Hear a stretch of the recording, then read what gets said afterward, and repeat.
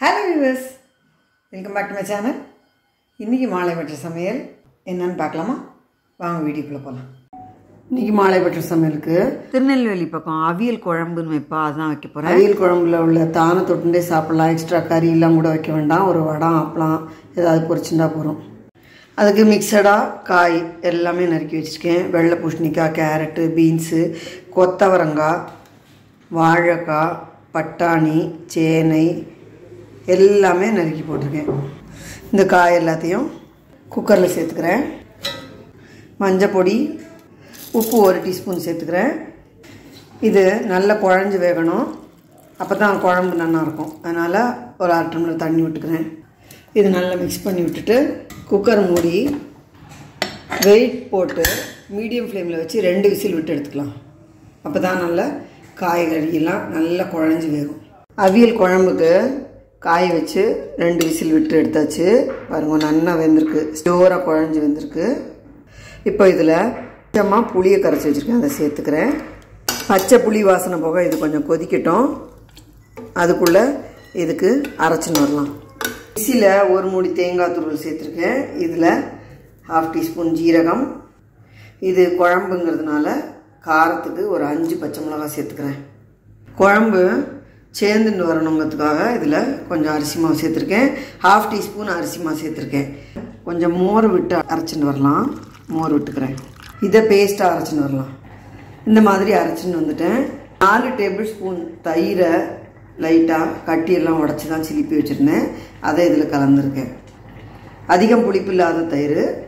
புளி தண்ணி விட்டு பச்சை புளி வாசனை போக கொதிச்சாச்சு. இப்போ இந்த அரைச்சி வச்சுருக்கிற விழுதை இதில் சேர்த்துடலாம். இப்போ பாருங்க, குழம்புங்கும்போது தண்ணியாக இருக்கணும். அவியல்னால் இதுவே நம்ம தண்ணியே விடாமல் தேங்காயை பச்சை மிளகாயும் சதைச்சி எடுத்துகிட்டு வந்து தான் சேர்ப்போம். இதில் கொஞ்சம் பச்சரிசி மாவும் சேர்ப்போம், லைட்டாக புளியும் விடுவோம். ஸோ அதுதான் அவியல் குழம்புக்கும் அவியலுக்கும் வித்தியாசம். ரொம்ப நல்லாயிருக்கும். காயெல்லாம் நல்லா குழஞ்சி வந்து கரைஞ்சிருக்கும். ஸோ அந்த தண்ணியாக உள்ள பாகத்தை சாதத்தில் பசங்க இந்த காயை தொட்டுண்டே சாப்பிட்லாம். 2 in 1 ஆகிடும். இதை டிஃபனுக்கும் தொட்டுக்கிறதுக்கு வச்சுக்கலாம். இது லைட்டாக ஒரு கொதி வரட்டும். இப்போ இந்த மாதிரி லேசாக கொதிக்க ஆரம்பிச்சாச்சு. இப்போ இதில் தேங்காய் எண்ணெய் விட்டுக்கிறேன். 1 டேபிள் ஸ்பூன் அளவு தேங்காய் எண்ணெய் விட்டு ஃப்ரெஷ்ஷான கருவேப்பிலையும் சேர்த்தாச்சு. நம்ம அவியல் குழம்பு ரெடி. ஸ்டவ் ஆஃப் பண்ணிடலாம். இதுக்கு தாளிக்க வேண்டாம். கொஞ்சம் நிறையவே வச்சுட்டு நைட்டு பலகாரத்துக்கும் சேர்த்தே வச்சுக்கலாம். நிறைய காயெல்லாம் போட்டுக்கிறதுனால ஒரு ஹெல்த்தியான டேஸ்டியான லஞ்சு தான். பட்டால் தொகையில் அரைச்சிக்கலாம், துவையலுக்கு தொட்டுண்டும் சாப்பிட்லாம். துவையல் போட்டு பிசைஞ்சிட்டு இந்த அவிய குழம்பை தொட்டுண்டும் சாப்பிட்லாம். இதில் உள்ள காயையும் வச்சுட்டு சாப்பிட்லாம். ப்ரோட்டீனுக்காக பச்சை பயிறு சுண்டல் பண்ணலான்னு 1 கப்பு பச்சை பயிரை ஒரு 1/2 மணி நேரம் வெந்நீர் விட்டு ஊற வச்சுட்டு குக்கரில் 3 விசில் விட்டு எடுத்திருக்கேன். நல்லா குழையாமல் ஜோராக வெந்திருக்கு, அதே சமயம் நன்னாவும் வெந்திருக்கு.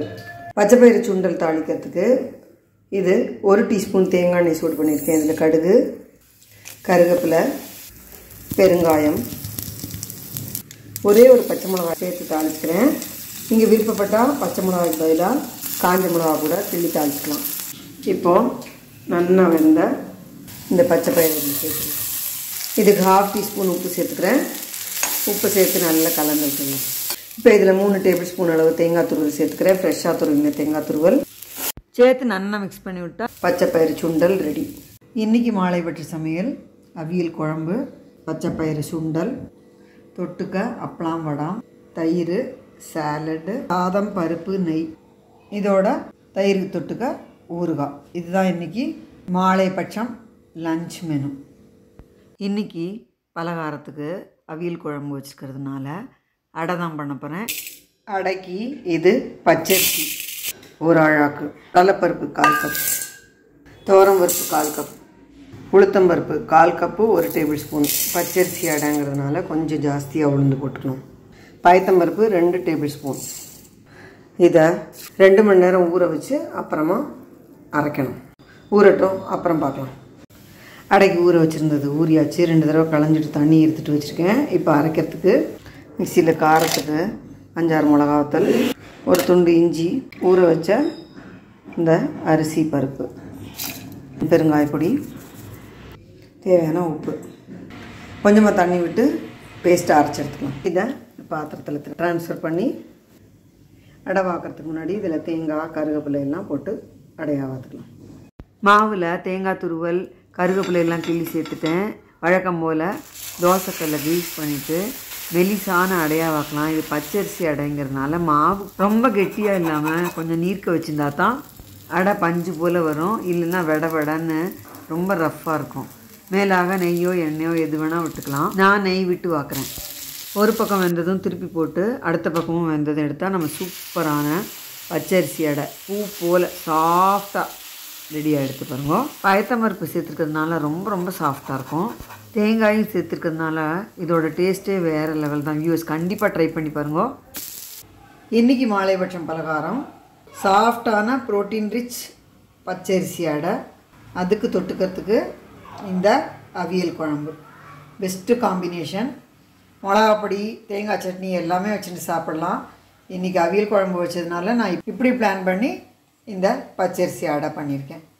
இந்த வீடியோ எல்லாருக்கும் யூஸ்ஃபுல்லாக இருக்கும்னு நினைக்கிறேன். லைக் பண்ணுங்கள், ஷேர் பண்ணுங்கள், சப்ஸ்கிரைப் பண்ணுங்கள். தேங்க்யூ ஃபார் வாட்சிங்.